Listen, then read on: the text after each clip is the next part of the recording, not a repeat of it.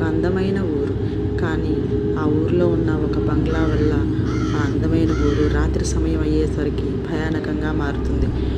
ఆ బంగ్లా నుంచి రాత్రి సమయం అవ్వగానే విచిత్రమైన, వింతైన, భయానకమైన ఏడుపు వినిపించసాగేది. దానివల్ల ఆ ఊరిలో ప్రజలందరూ భయభ్రాంతులకు గురై రాత్రి సమయం అవ్వగానే ఇంట్లోకి వెళ్ళి తలుపులు వేసుకునేవారు.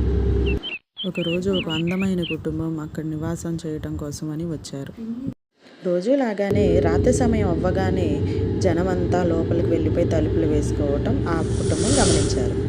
మరుసటి రోజు ఉదయాన్నే ఎవరి పని వారు చేసుకోవటం మొదలుపెట్టారు. కొత్తగా వచ్చిన పిల్లలు బాల్తో ఆడుకుంటూ ఉంటారు. ఆడుకుంటుండగా ఆ బాల్ వెళ్ళి బంగ్లా దగ్గర పడిపోతుంది. వాళ్ళ బాబు బాల్ కోసం ఆ బంగ్లా దగ్గరికి వెళ్తాడు. వెళ్ళేటప్పుడు బాగా